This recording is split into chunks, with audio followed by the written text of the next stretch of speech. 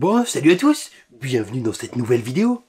Alors vidéo qui va être sûrement un petit peu longue, parce que j'ai tellement de choses à vous dire. Ah oui, ça fait un petit moment qu'on s'est pas vu, c'est normal, parce que j'ai plein de choses à vous dire, parce que on est parti avec le car, on a fait 2000 km à peu près, je vous en parle après. Il y a plein de trucs qui vont pas dans le car, mais il y a plein de trucs qui vont. Donc il va y avoir pas mal de modifications là, dans les prochaines semaines, et j'ai fait de conneries, j'ai fait une grosse connerie, une grosse boulette quand on est en Espagne, je vais vous raconter ça. Oh putain, les boules, les boules. Et puis dernière chose aussi, je vais vous raconter, enfin je vais vous dire un truc, on est en train de s'organiser un gros voyage d'environ 8000 km, voilà, donc je vous en parle un peu plus tard dans la vidéo, je vous donnerai la destination. Voilà, donc plein de choses dans cette vidéo. Écoutez, depuis la dernière fois, beaucoup de choses. Je me suis pas tenu aux vidéos, mais c'était le bordel. Enfin, c'était plein de trucs à faire, quoi. Donc, bon, tant mieux, hein, je vais pas me plaindre. Voilà, tiens, pour revenir juste avant la dernière vidéo, sur la dernière vidéo où j'avais mis le filet. Bon, impeccable. Du coup, on a testé, ça marche impeccable. Le petit, le premier soir, on n'était pas chaud, hein, mais on voit que dalle. J'ai pas allumé les lumières, j'ai fermé les rideaux. J'ai mis des rideaux, ah ouais aussi. J'ai mis un rideau entre la porte, enfin la partie vie et la cuisine, enfin les chambres. Puis là derrière, j'en ai mis aussi. Mais je vous parle des améliorations après. Voilà. Parce que en fait, on est parti donc. Je peux vous en parler maintenant. On est parti d'abord une première fois pendant 4 jours, je crois. On est parti dans le Tarn. Alors il y en a peut-être qui connaissent. On est parti voir les rochers du Sidobre. Voilà, donc c'est pas loin de Castres. S'il y en a qui connaissent ou pas, je vous mets quelques photos. C'est très beau. C'est dépaysant et on s'était garé au milieu de la forêt, au bord d'un petit lac. Je vous laisse voir les quelques photos et la vue qu'on avait du bus, quoi. Voilà.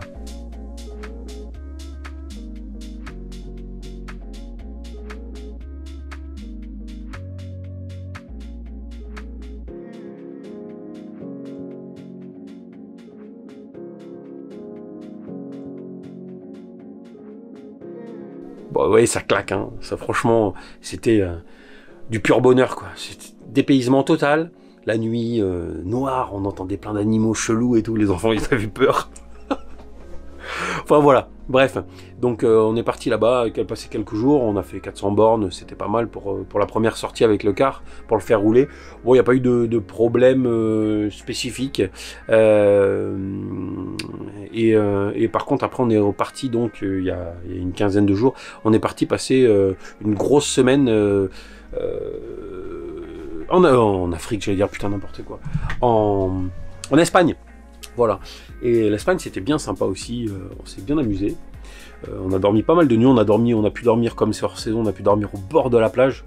Pareil, je vais vous mettre quelques petites photos, là je vous laisse regarder ça.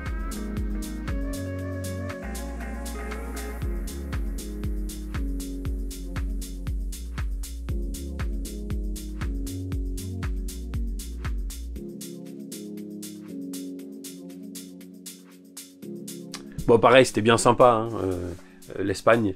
Voilà, alors c'était hors saison, qui faisait pas super beau, mais on n'avait pas grand monde. C'était hyper reposant, quoi. Puis vraiment au bord de la plage, on a pu se garer. Bon, il y a juste la dernière nuit, on était en remontant, en rentrant, on était à Empuria Brava, je sais pas s'il y en a qui connaissent. C'est une marina, enfin c'est vraiment sympa. Et là on était garé au bord de la plage toute la journée. On nous a rien dit, et le soir à 21 h il y a la policia qui est passée, qui nous a dit ouais, vous pouvez pas rester là, quoi. Il faut aller dans la rue juste derrière, qui est une rue qui était parallèle en fait au bord de la mer. Et à 50 mètres derrière, ils nous ont dit il faut aller vous garer là-bas, quoi. Pas devant, c'est interdit. Mais sinon c'est tout, on n'a pas été emmerdé, rien du tout. La conduite s'est bien passée. Bon, on est allé visiter à un moment donné un petit parc dans un petit coin. Je me suis engané dans sur une petite route. Oh putain. Voilà, c'était un peu short du slip, quoi. Au bout, il a fallu que je fasse demi-tour. pour faire demi-tour, concrètement, si j'avais pas eu la position haute sur le car, j'en ai parlé dans d'anciennes vidéos, mais j'ai un bouton qui me permet de relever le car, qui est sur coussin d'air, donc ça m'augmente la garde au sol de 10 cm. Si j'avais pas eu ce petit bouton magique pour relever le car, à mon avis, j'aurais été bloqué.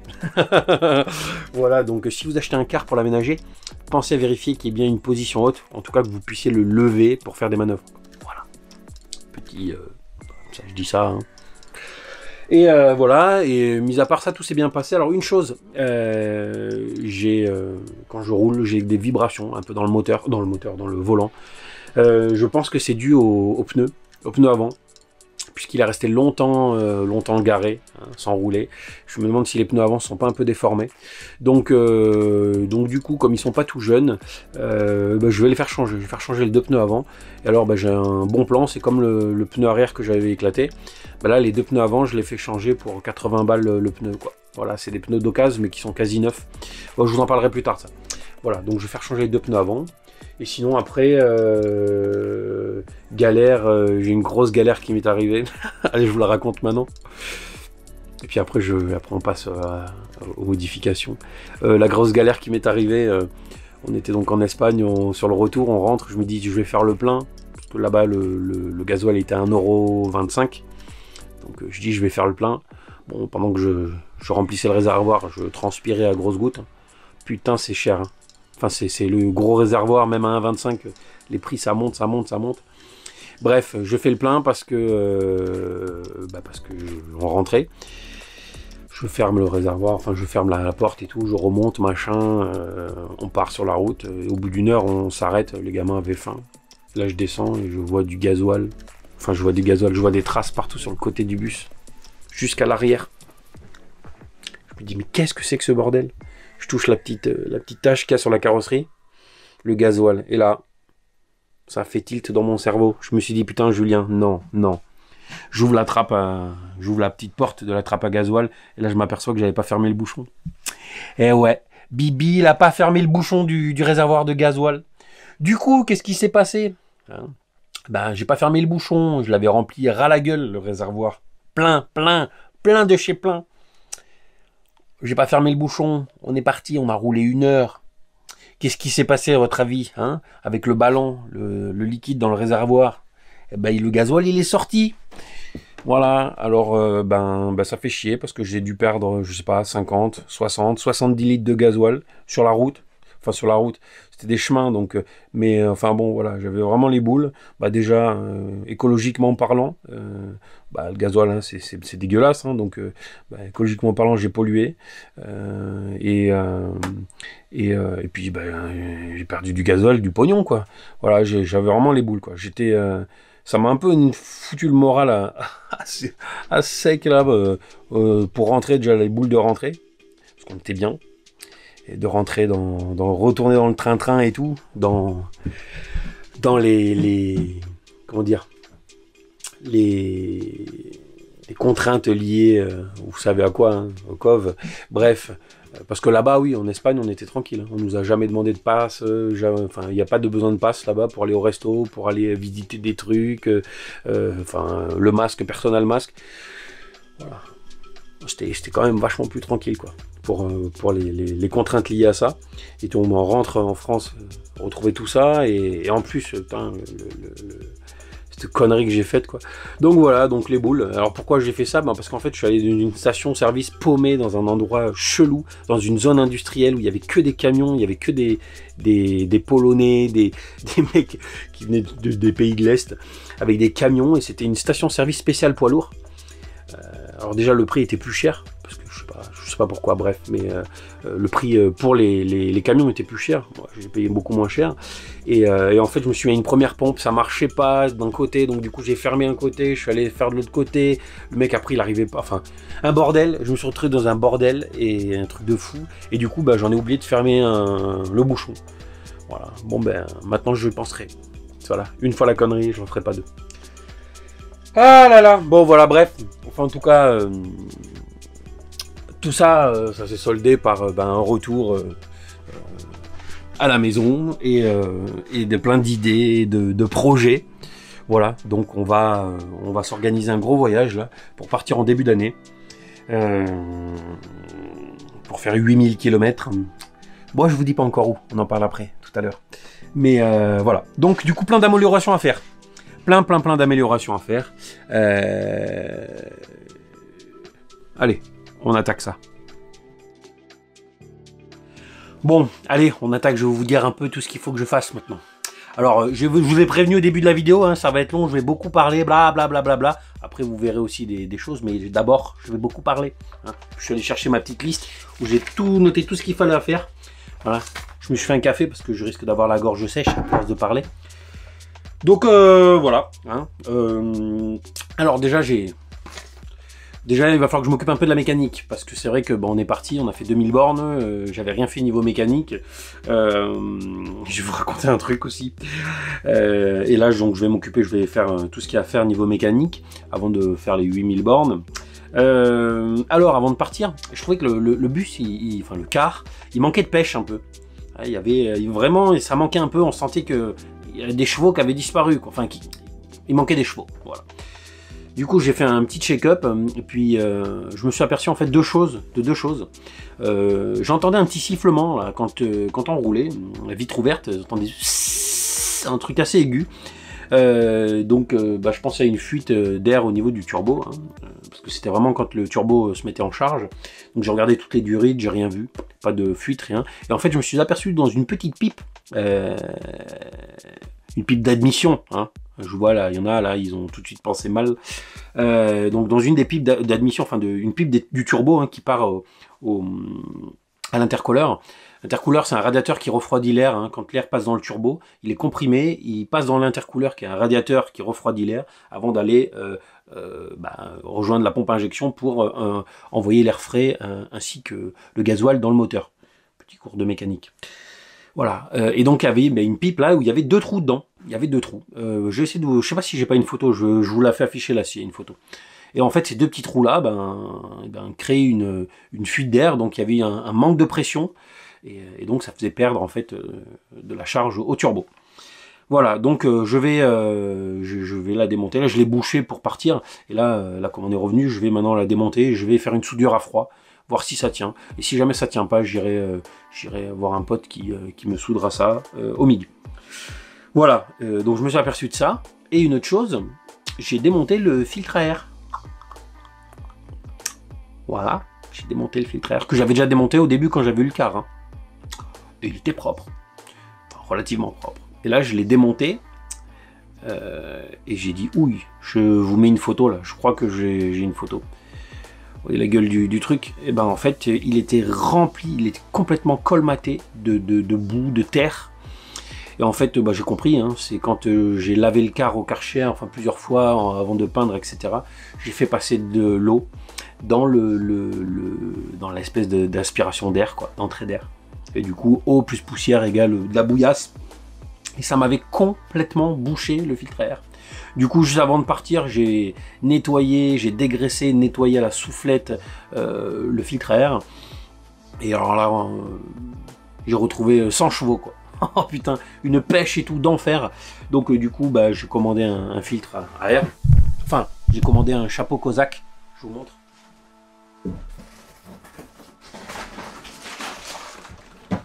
Pour ceux qui ont l'habitude des filtres à air de Twingo, là, hein, ou de Clio. Voilà le filtre à air du bus. C'est un putain de chapeau. Oh putain, il y a des filtres dedans. C'est un putain de chapeau Kozak, quoi. Voilà. Donc j'en ai commandé un. Et alors, allez, je vais vous donner un bon plan là pour ceux qui ont des bus aménagés. Le filtre à air, j'ai appelé Autodistribution, tout le monde connaît, hein, AD Autodistribution, la FIA, les intimes. Je leur ai demandé le prix du filtre à air qu'ils avaient. Enfin, le filtre à air. Ils m'ont sorti 2 prix, 78 € et 145 €. Il faut savoir que j'ai un compte chez eux avec des remises. Hein. Voilà. Et ça, c'était les prix avec les remises. Je dis, putain, mais 78 balles, le premier prix pour un filtre à air, c'est mort, quoi. Du coup, j'ai cherché. Et j'ai trouvé un site que je pense quelques-uns connaissent. Ils ont énormément de stock sur plein de choses. Ça s'appelle Pièces Auto 24. Alors, je leur fais de la pub, hein, mais il n'y a pas de partenariat ou quoi que ce soit. Hein. C'est simplement, je vous partage le bon plan. Donc pièce auto 24 et je l'ai payé 28 € le filtre air. Voilà. Du coup j'ai commandé des filtres à gasoil, j'ai commandé plein de trucs, filtres à gasoil, des courroies de remplacement. Ah oui, je vais vous raconter aussi pourquoi j'ai commandé une courroie. J'ai pété une courroie en fait. Enfin j'ai pété une courroie, j'ai pété l'alternateur. Bref. Donc pièce auto 24, 28 € plus des filtres, il y a 10 balles de frais de port, donc j'ai commandé tout un tas de trucs pour les avoir en rab, quoi. Voilà. Donc j'ai la mécanique à m'occuper, changer le filtre à air, et puis il faut que je répare la pile d'admission, je vais faire filtre à air, filtre à gasoil, il faut que je fasse la vidange moteur avec les filtres, vidange boîte, pompe, plus les réducteurs, je vais faire le filtre, le dessiccateur, je vais changer le filtre à centrifugeur, alors, enfin il y a une filtre à centrifuge, je sais pas comment on dit, bref, qui est sur le bloc moteur. Ah oui, il faut que je découpe une plaque pour protéger sous le moteur. Il faut que je nettoie le moteur aussi. Et puis voilà. Et puis quelques petites bricoles que vous verrez. Donc ça c'est pour la mécanique. Après, j'ai tellement de choses à vous dire. Il y en a, ils vont se suicider là. Oh, c'est pas grave, hein, si vous voulez pas la regarder, si c'est trop long, vous coupez. Après, donc ça c'est mécanique. Après j'ai plein de choses à faire à l'extérieur aussi du car. Et puis je finirai par vous dire ce qu'il me reste, ce qu'il faut que je fasse à l'intérieur. À l'extérieur, donc il me reste 2 panneaux solaires à poser. Parce que j'ai toujours que 6 panneaux solaires sur le toit et j'en ai 2 qui sont dans ma grange. Il faut que je les pose, donc je vais les poser. Parce qu'il m'est arrivé une galère aussi avec le solaire, je vais vous raconter. Enfin avec le solaire, avec l'autonomie. Bah tiens, je vais vous raconter de suite. En Espagne, on s'est posé un moment 2 jours au même endroit. Il faisait pas beau, donc pas de soleil, pas de branchement, rien du tout. Et enfin pas de possibilité de se brancher. Je n'avais pas de groupe électrogène. Donc bah, on a tapé dans les batteries. Enfin tapé. Et en fait on voulait tous prendre une douche, donc j'ai allumé le chauffe-eau. Chauffe-eau, quand je l'ai allumé, j'ai oublié de l'éteindre après. Donc j'ai laissé le bouton allumé. Et du coup en fait la nuit le chauffe-eau a chauffé. Enfin bref, en fait je me suis retrouvé pas en rate de batterie, mais les batteries qui sont descendues à j'avais des bouffées 50% quoi, de la capacité. Sauf qu'il faut jamais descendre en dessous de 50% des batteries plomb, sinon vous les abîmez. Donc du coup, le matin, je me réveille, je vois les batteries à 50%, je dis merde, un temps dégueu. Je dis je vais démarrer un peu le car avec l'alternateur pour recharger. Puis j'avais les portes, il n'y avait plus d'air, donc il fallait que je redémarre de toute façon. Parce que j'avais, parce que j'ai branché un compresseur, mais enfin bref, on en reparlera plus tard ça. Donc du coup, je démarre le car. J'ai laissé tourner le car pendant un quart d'heure. Sauf que quand vous avez des batteries, et ça je vais vous le dire à tous, parce que j'ai grillé l'alternateur, voilà, pour faire simple. Il y a 2 alternateurs sur l'Iliad. Il y en a un très gros qui permet d'alimenter en électricité le car. Et il y en a un petit de 80 ampères qui est dédié uniquement à la recharge des batteries et au contour, à l'alimentation du contour de vitesse. Et en fait j'ai grillé le petit alternateur parce que mes batteries étaient à 50%. Et j'ai démarré le car, je l'ai laissé tourner au ralenti. En fait, il faut savoir que quand j'ai démarré le car, les batteries, comme elles étaient à 50%, si vous voulez, elles prenaient beaucoup de... Elles ont fait forcer l'alternateur, en fait, puisqu'elles avaient besoin de beaucoup d'énergie pour se remplir. Donc, elles ont tiré beaucoup sur l'alternateur. Et comme il était au ralenti, vous savez qu'un alternateur, il y a une espèce de... On voit souvent, il y a des ailettes. Et c'est des ailettes qui permettent à l'alternateur de refroidir. Sauf que comme il tournait au ralenti, le régime moteur il est bas, donc il tourne pas vite. Donc comme on lui tire beaucoup dessus, il chauffe. Mais comme les hélices tournent, comme l'alternateur ne tourne pas vite, il refroidit pas mal. Et du coup mon alternateur, en un quart d'heure, 20 minutes, l'alternateur a chauffé. Et il a fait game over quoi. Voilà. Donc j'en ai commandé un neuf, pareil sur pièce auto 24. Je l'ai payé 90 balles l'alternateur neuf. Normalement on le trouve à 150, 180. J'ai payé 90 balles. Voilà. Donc c'est vraiment intéressant ce site. Et donc je vais le changer. En même temps j'ai dit je vais changer la courroie. Voilà. Donc faites attention si vous avez le Cyrix. Parce que le Cyrix, vous savez, c'est le boîtier, c'est un petit boîtier de chez Victron qui met en parallèle les batteries moteurs et les batteries cellules. Quand les batteries moteurs sont pleines, paf, le coupleur s'enclenche et en fait la charge de l'alternateur va recharger les batteries cellules. Voilà. Sauf que moi, avec 520 ampères de batterie cellule, ben, ça a tiré à mort sur l'alternateur. Et ben, salut.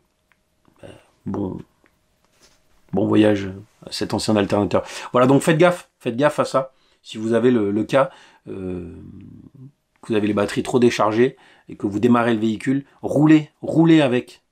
Restez pas au ralenti. Vous allez le déglinguer. Donc voilà, donc il faut que je change, ça aussi au niveau mécanique, il faut que je change l'alternateur et la cour. Bref, à l'extérieur, donc il faut que je pose les panneaux solaires. Et je vais aussi rajouter une nouvelle vanne de vidange de mes cuves sales, mais une grosse vanne, un truc avec un... Parce que je me suis arrêté là, dans un truc pour vider, ça a pris 20 minutes pour vider mes cuves, je dis, ouais, fait chier quoi, c'est trop long quoi. Parce que j'avais mis une petite vanne avec un diamètre, c'est du 1 pouce je crois. Donc là je vais mettre du 40 ou du 50 mm. Comme ça, quand tu ouvres la vanne, ça sort quoi. Voilà, il faut que je fasse le niveau d'eau des batteries aussi. Il faut absolument que j'organise les soutes. C'était un putain de bordel dans les soutes. Les vélos étaient à l'arrache, les trottinettes, les gamins ils avaient les jeux, les machins. J'avais des outils partout, il y avait des trucs, c'était un bordel. Donc il faut vraiment les soutes, il va falloir que j'organise ça.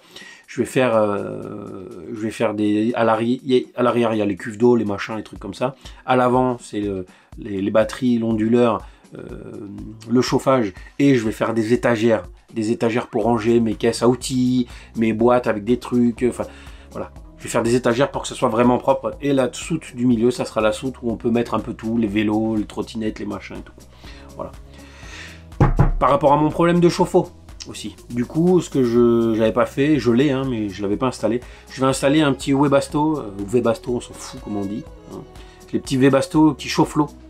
Voilà, je vais en installer un sur le circuit secondaire de mon chauffe-eau.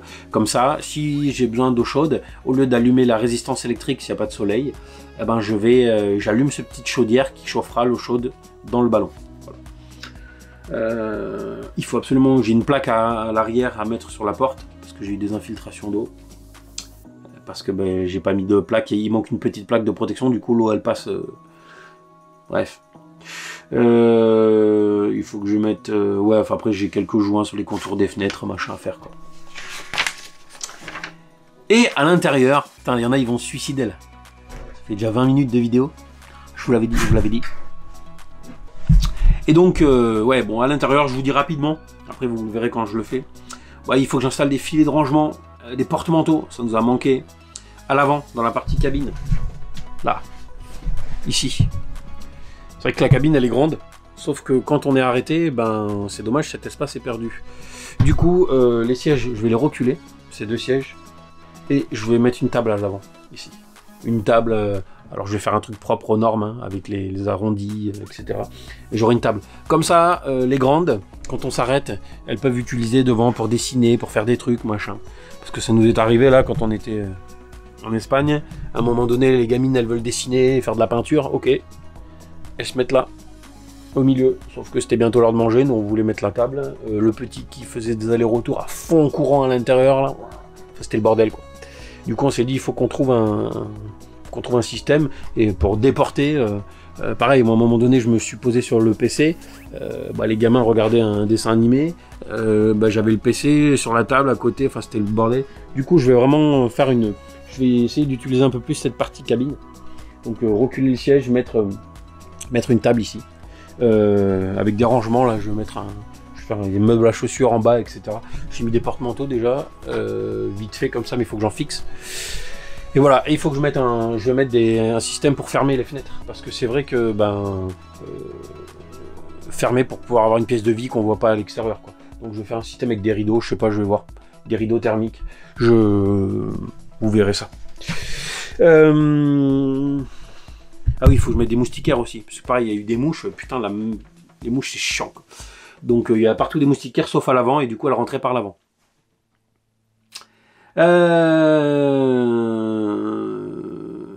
Fenêtre, fermeture, ah oui, il faut que je mette un système, bon ça vous le verrez sur le moment.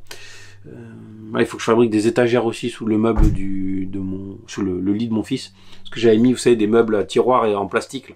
C'est la merde dès qu'on roule, tout qui se barre. Et puis il faut que j'installe une ventilation, voilà. j'ai deux systèmes de ventilation à installer. J'ai une ventilation, une extraction en fait que je vais installer dans la salle de bain. Ici là, il faut que je perce. C'est un système de VMC, donc je vais percer ici. Il y aura l'aspiration pour enlever l'humidité quand on se douche. Il faut que je teinte aussi les vitres parce qu'on te voit à Walp dehors quoi. Donc système d'extraction d'air là-dedans qui sera couplé à la lumière. Comme ça, quand on allume la lumière, bim, ça allume l'aspiration d'air. Et dans les toilettes. Parce que la petite fenêtre, elle est sympa, c'est sympa. Mais même quand tu l'ouvres, quand tu fais un bon gros cadeau, tu vois ce que je veux dire. Avec la porte accordéon, si tu veux, c'est pas, il n'y a pas de joint quoi. Donc ça pue la merde partout. Ah, dans le truc. Bref. Donc je vais mettre un système de, pareil, à côté là, ici comme ça. Hop, un petit rond avec une VMC sur l'extérieur quoi. Qui envoie une extraction d'air sur l'extérieur. Quand il y a des bons gros cadeaux, tu vois ce que, hein. Voilà. Ah oui, et une dernière chose, je vais installer, ça je vous montrerai parce que ça peut intéresser pas mal de monde, du film anti-effraction. C'est des films transparents que vous mettez sur les vitres en fait. Donc moi je vais en mettre sur les deux vitres avant, là, sur celle-là, ici et là, et puis sur celle-là, là, là, et ici, et ici, et derrière. Voilà. En fait, je vais mettre du film anti-effraction sur toutes les vitres. À quoi ça sert? Eh ben, ça permet de maintenir, en fait, si on vous casse la vitre, ça permet de maintenir la vitre en place, en fait. Alors, si la personne elle veut vraiment rentrer dans le véhicule, hein, elle va la casser, elle va réussir à rentrer à force. Mais ça ralentit très très fortement l'entrée dans le véhicule par la vitre cassée puisqu'elle se maintient. Ça ralentit quoi, ça ralentit. Après moi j'ai le système d'alarme que j'ai commencé à installer, que j'ai pas fini, il faut que je vous montre ça. J'ai mis des petits capteurs là. Ah il y en a dedans et ça il faut que je vous montre. Il faut que je finisse d'installer, que je vous montre. Voilà bref, allez on est à 25-30 minutes, ça y est il y en a qui sont suicidés. J'attaque. Allez, je vous montre les travaux maintenant. Maintenant on passe au... J'arrête de blablater. Allez, c'est parti. C'est partout. Bon. On est au cul du bus. Nous allons procéder à un examen promptologique. Non, on va simplement changer le filtre à air. Je vais vous montrer. Je vais changer le filtre à air et je vais aussi faire la soudure à froid sur la pipe de turbo. Enfin la pipe de turbo. La pipe du circuit de turbo. Voilà. Alors je vais aller dessous, je vais vous emmener dessous. Je sais pas si vous allez voir grand chose. Attends. Hop, voilà. Donc là, ça, ce gros machin là, c'est là où il y a le filtre à air à l'intérieur, donc on va l'enlever. Et la pipe du turbo, là, vous voyez, vous avez le tuyau sur le tuyau rouge là qui va dans le. Ça va dans le merde. Non, ça va pas dans le merde, ça va dans l'intercooleur, voilà. Et donc, vous voyez ici là, il y a une pipe. C'est une pipe qui est en acier, en métal. Et vous voyez, j'ai fait une réparation, il y a une espèce de caoutchouc avec des colliers là, je sais pas si on voit grand chose. C'est la réparation que j'ai faite pour boucher les trous, pour pouvoir partir en Espagne. Voilà, donc là je vais défaire ça, et puis je vais bien gratouiller, bien poncer, bien gratter derrière. Et puis je vais venir faire ma petite soudure à froid. On va voir si ça tient. Hop. Si ça tient, alors j'ai pris ça. C'est un truc exprès, métaux luxe. Apparemment c'est bien noté, j'ai acheté sur Amazon, hein. Je vous mets le lien dans la description s'il y en a que ça intéresse. Et voilà, ça permet de faire des petites soudures à froid sur du métal. Donc c'est recommandé pour l'acier, la fonte, le zinc, PVC, fibro, laiton, céramique, plomb, grès, voilà. C'est une pâte qu'on malaxe, hein. Il y a un durcisseur et on malaxe et puis on colle dessus, puis on sec en 30 minutes. Ça résiste jusqu'à 150 degrés, enfin voilà. Je sais pas ce que ça vaut, on va voir. Étant donné que sur cette durite il y a de la pression, mais que c'est vraiment des tout petits trous, je vais vous montrer. On va voir, je sais pas si ça va tenir, c'est un test. Si ça tient pas, je démonterai et puis j'irai faire souder ça. Mais bon, je pense que ça devrait le faire. Je vous montre, on va d'abord changer le filtre à air, comme ça sera fait. Et puis voilà, allez. Bon, vous allez pas le voir dégueulasse parce que je l'avais nettoyé le filtre à air avant de partir en Espagne. Mais là, oh putain, je vais trop merder avec le tuyau. Ouais. Ah. Ouais. Le couvercle est de la merde, mais ça va. Hop. Et là, hop. Le chapeau cosaque est ici, là. Voilà. Hop, on va sortir ça. Venez avec moi. Hop. Voilà. Ah, c'est le vieux filtre. Bon, je l'ai nettoyé, là. Il est nettoyé. Hein. Donc, vous voyez les traces de... Ben, tout ça, c'était rempli, là. Toutes les traces noires qu'on voit partout. Là. Tout ça, c'était rempli de terre, quoi. Il était complètement bouché, quoi. Donc, avec le nouveau, hop, ça devrait le faire. Parce que c'est le même au moins. Normalement, c'est bon, hein. C'est les mêmes références. Ouais. Bon, bien respirer, là. Top. Putain, la différence. Là, on voit dans le neuf, on voit la lumière à travers, l'autre, on voit que dalle, quoi. Putain, mais c'est bon, ça. Allez. Il faut celui-là. Oui, c'est vraiment. Je pense qu'il est trop du. Merde, je suis pas au bon endroit. Voilà. Il n'y a pas plus simple pour changer le filtre à air, en fait. Hein. Hop. On met le nouveau. On enfonce. Hop. Et voilà. Il est bien mis là ou quoi? Il paraît vachement sur le côté le mec. Voilà. Voilà. Impeccable. Le chapeau. Et puis c'est terminé. Attends, merde, j'ai pas regardé dans quel sens ça va ça.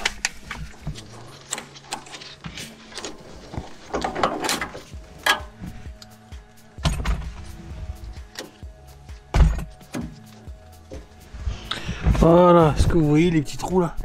Je crois que je vous l'avais montré dans la vidéo précédente. Voilà, il y a deux petits trous. Alors comment ils sont venus là, j'en ai pas la moindre idée. Mais en tout cas, ils sont là. Donc il va falloir que je bouche ces deux trous.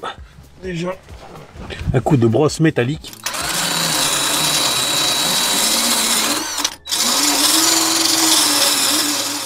Ah ben j'en vois même un troisième petit trou, dis donc. Ça a dû taper quelque part. Je sais pas pourquoi il y a ces trous là. On a vu la pipe. Il faudra que je la change. Voilà. Ça m'a l'air bien beau ça. Bon. Allez, hop. Putain. Je t'essuie la tronche parce que plein de caca. Hop. Là. Donc, maintenant je vais prendre la pâte, puis on va tester ça. Faire un beau petit emplâtre. Là. Je vais pas lésiner. Je vais mettre ce qu'il faut. Pas faire le radin.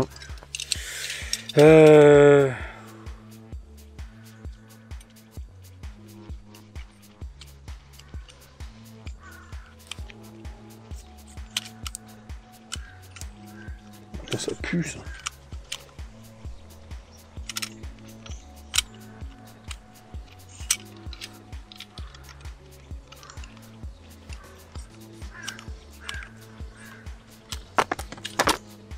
Hop.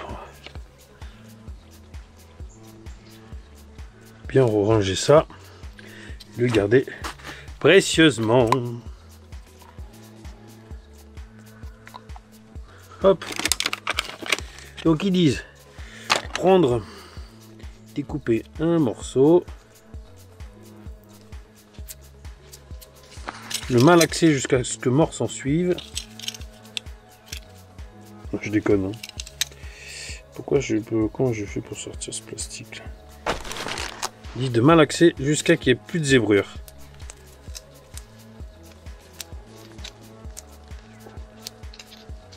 Oh putain, ça pue. Allez, ça a l'air pas trop mal malaxé. On va voir. Hein. C'est vraiment. Là, je teste avec vous. Hein. C'est du. Désolé si c'est un peu le bordel la caméra là, mais. Ah non. Fou déjà.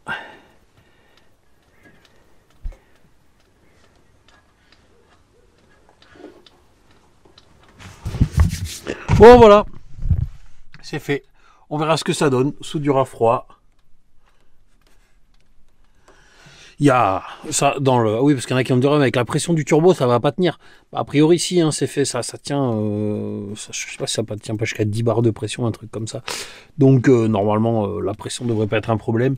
La température non plus. On verra. C'est vraiment... Je fais ça, vraiment, c'est un test. De toute façon, ça sera que temporaire, je pense. Il faudra que je fasse quelque chose. Mais, ouais. Après, il n'y a pas de numéro de pipe. J'ai démonté la pipe l'autre jour pour voir s'il n'y a pas un numéro pour trouver, pour en réinstaller une, pour en commander une, ou il n'y a rien, je trouve pas, donc faudrait refaire, sinon avec un tube, avec le même angle, je sais pas, je verrai, je vais voir. Si ça tient, je laisse comme ça, si ça tient pas, j'irai soit m'en faire une, parce que c'est un tube d'acier, hein, basique, hein, soit je verrai, voilà. Bon, donc ça c'est fait. Allez, on passe à autre chose, je range et on continue. Petit truc intéressant que j'avais oublié de vous dire. La première fois qu'on est parti, tout ce qu'on avait dans le car, en roulant, ça se baladait de droite à gauche, etc. J'ai dit, il faut que je trouve de l'antidérapant. Vous savez, pour que les trucs bougent pas, quoi. Dans les meubles, etc. Et donc, j'en ai commandé sur Amazon. Des rouleaux comme ça. Ouais, c'est une espèce de petite grille comme ça. C'est légèrement pas caoutchouteux, mais c'est un peu chelou, là. Le truc, et c'est antidérapant, bref. Ça, j'ai payé les 2 rouleaux 14 €. Bon, c'est cher, mais bon, pas... Je vais à Action, dans les jours qui ont suivi. À Action, ça vaut 2 €, ça. Voilà, donc si vous voulez acheter de l'antidérapant, il y en a du blanc, il y en a du gris, du noir, etc. Prenez les chez Action, achetez pas ça ailleurs. Voilà, et donc ça vaut 2 € le rouleau d'1,25 m par 45. Et en fait, moi j'en ai mis dans tous les tiroirs. Dans tous les placards, là. On voit là-haut, hop. Là où t'as la vaisselle, hop, et ça empêche de bouger, ça glisse plus. Pareil, là on a un petit pot, on fout les fruits dedans là. Quand on est parti, qu'est-ce que j'ai fait? J'en ai mis un carré dessous, comme ça, tu vois. Ça colle pas parce que tu vois ça, regarde. Avec le poids, on avait mis les fruits dedans, on est parti. Je me dis avec le poids ça va pas bouger, tu parles. Là, premier rond-point, il y avait des oranges, des bananes, il y en avait partout. Avec ça là, j'ai découpé un petit carré. Tu le fous comme ceci. Non, je me filme à moi. Je vais te filmer le truc. Là, tu poses dessus. Et là, ça bouge plus. Bah, ça bouge, mais tu peux le lever, tu vois. Mais dans les virages, après, ça bouge plus. Pareil, la SNCO. Je découpe un petit carré, un petit rectangle plutôt. Pareil, là, hop, elle bouge plus. Tu l'as plus, elle glisse plus, quoi. Pareil dans les meubles, quoi. J'en ai mis au fond, comme ça, j'en ai découpé. Des trucs et ça bouge plus. Il n'y a plus rien qui tombe. Voilà, c'est super efficace. Donc... voilà, petit bon plan, il n'y a pas de lien parce que c'est Action ou vérité. Voilà. Allez.